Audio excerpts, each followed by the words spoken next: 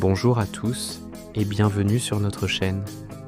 Aujourd'hui, nous allons plonger dans l'histoire fascinante de l'un des personnages les plus importants de la Bible, Samuel. Il n'était pas seulement le dernier juge d'Israël, mais aussi son tout premier prophète, un véritable pont entre deux époques cruciales. Son histoire est remplie de prières exaucées, d'appels divins, de batailles épiques et de décisions qui ont façonné l'avenir de toute une nation. Alors, installez-vous confortablement, car nous partons sur les traces de cet homme exceptionnel qui a parlé au nom de Dieu et guidé son peuple à travers des temps de grands changements. L'histoire de Samuel commence avant même sa naissance avec le profond désir d'une femme nommée Anne. Anne était l'une des deux épouses d'Elkana, mais contrairement à sa rivale, elle ne pouvait pas avoir d'enfant. Chaque année, lorsque la famille se rendait au sanctuaire de Silo pour adorer Dieu, la peine d'Anne était immense, aggravée par les provocations de l'autre épouse. Un jour, le cœur brisé, Anne se rendit au temple et pria avec une intensité incroyable. En silence, ses lèvres bougeant, sans qu'aucun son ne sorte, elle fit une promesse à Dieu. Si seulement il lui accordait un fils, elle le lui consacrerait pour toute sa vie. Le grand prêtre, Élie, la vit et pensa d'abord qu'elle était ivre, mais après avoir entendu sa prière sincère, il la bénit en lui disant « Que le Dieu d'Israël t'accorde ce que tu lui as demandé ». La prière d'Anne fut exaucée.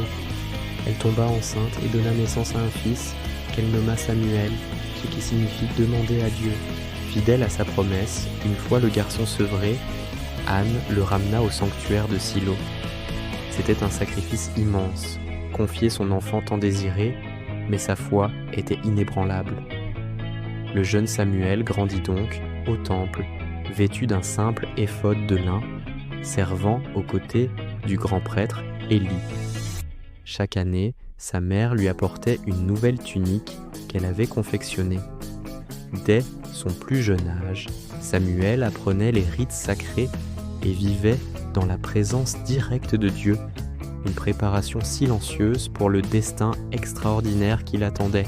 C'est dans ce cadre unique que Samuel a commencé son apprentissage, loin de sa famille, mais au plus près de sa vocation. Une nuit, alors que le jeune Samuel dormait, près de l'arche de l'Alliance, dans le temple, une voix l'appela. « Samuel, Samuel !»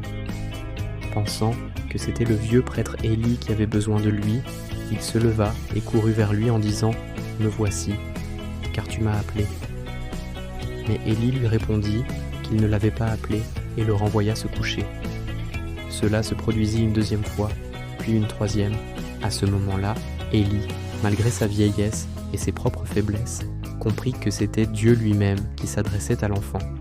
La parole de Dieu était devenue rare à cette époque, et les visions n'étaient là pas fréquentes. Élie donna alors une instruction simple, mais profonde, à Samuel. « Retourne te coucher, et si l'on t'appelle, tu diras « Parle Seigneur, car ton serviteur écoute. » Samuel obéit. De retour dans son lit, la voix se fit entendre à nouveau. Cette fois, Samuel répondit comme Élie le lui avait enseigné. Ce fut le début d'une conversation directe entre Dieu et Samuel. Cette nuit-là, Dieu lui révéla un message terrible. À cause de la corruption des fils d'Élie, qui déshonorèrent le temple, sa famille serait jugée et écartée du sacerdoce. Le lendemain matin, Samuel hésita à transmettre une si mauvaise nouvelle à son mentor.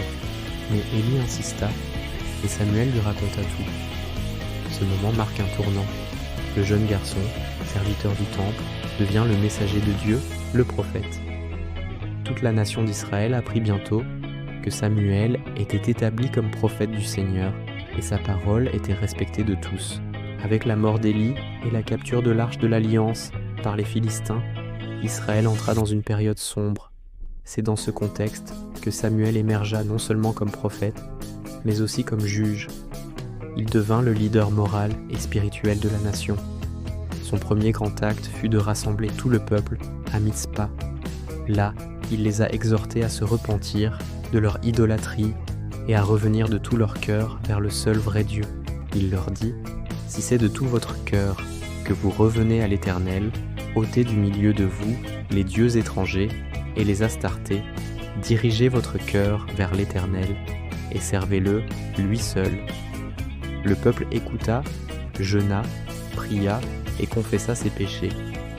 Pendant qu'ils étaient rassemblés, leurs ennemis jurés, les Philistins, virent une opportunité et lancèrent une attaque.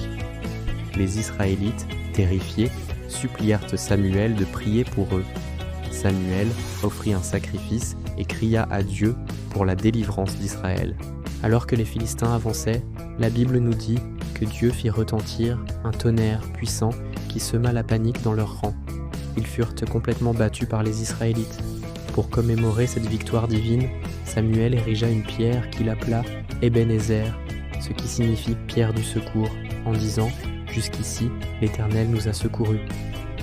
Sous la direction de Samuel, Israël connut une période de paix et de stabilité.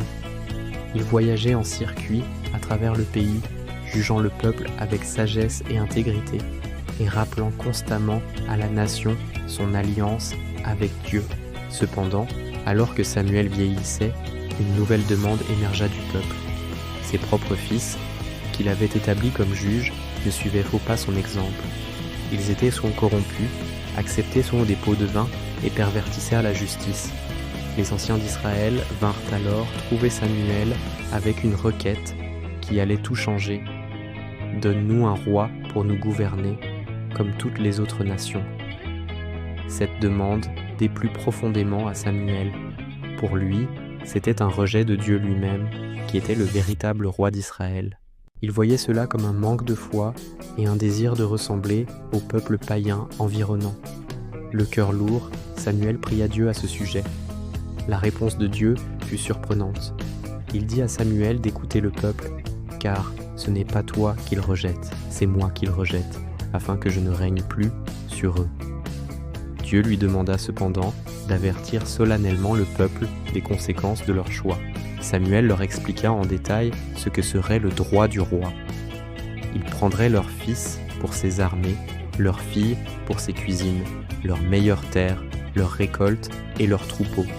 Ils deviendraient, en somme, ses serviteurs. Malgré cet avertissement sévère, le peuple persista.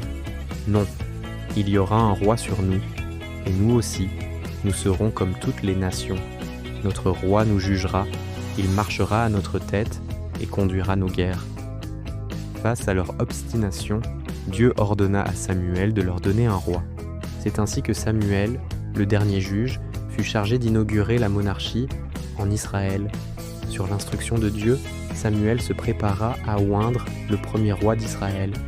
C'est alors qu'un homme nommé Saül, grand et de belle apparence, de la tribu de Benjamin, arriva à sa recherche. Il cherchait les ânesses perdues de son père. Guidé par Dieu, Samuel reconnut en Saül le futur roi.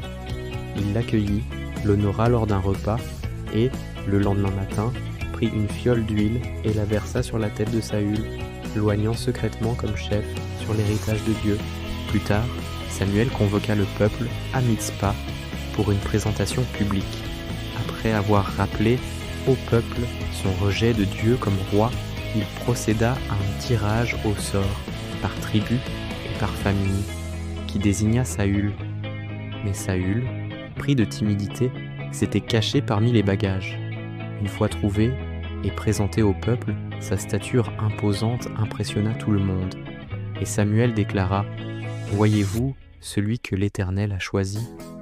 Il n'y a personne dans tout le peuple qui soit semblable à lui. » Et le peuple s'écria « Vive le roi !» Au début, la relation entre Samuel et Saül fut constructive. Samuel continua de guider le roi en tant que prophète. Cependant, des fissures apparurent rapidement. Le conflit éclata lors d'une campagne contre les Philistins. Samuel avait demandé à Saül de l'attendre 7 jours avant d'offrir un sacrifice. Mais voyant ses troupes se disperser, Saül, impatient et anxieux, usurpa la fonction sacerdotale et offrit lui-même l'holocauste. À peine avait-il terminé que Samuel arriva et lui dit « Tu as agi en insensé. Tu n'as pas observé le commandement que l'Éternel, ton Dieu, t'avait donné. Maintenant, ton règne ne durera pas. » Cet acte de désobéissance fut le premier signe de la chute de Saül. Le roi avait placé sa propre logique militaire au-dessus de l'ordre divin.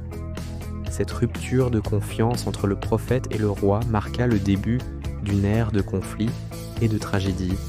Le point de rupture définitif survint lors de la guerre contre les Amalécites. Dieu, par la bouche de Samuel, ordonna à Saül de détruire complètement ce peuple ennemi, y compris leur bétail, en jugement pour leur opposition passée à Israël. Saül remporta la victoire, mais il désobéit à nouveau. Il épargna le roi Agag et garda le meilleur du bétail, sous prétexte de vouloir le sacrifier à Dieu. Lorsque Samuel vint à sa rencontre, Saül le salua joyeusement, prétendant avoir exécuté l'ordre. Mais Samuel lui posa une question perçante. « Qu'est-ce donc que ce bêlement de brebis qui parvient à mes oreilles ?» Confronté à sa désobéissance, Saül tenta de se justifier et de blâmer le peuple. La réponse de Samuel fut l'une des déclarations les plus célèbres de la Bible. L'Éternel trouve-t-il autant de plaisir dans les holocaustes et les sacrifices que dans l'obéissance à la voix de l'Éternel? Voici, l'obéissance vaut mieux que les sacrifices. Ce jour-là, Samuel annonça à Saül que Dieu l'avait rejeté comme roi. Le cœur rempli de chagrin, Samuel se détourna de Saül pour ne plus jamais le revoir de son vivant. Mais sa mission n'était pas terminée.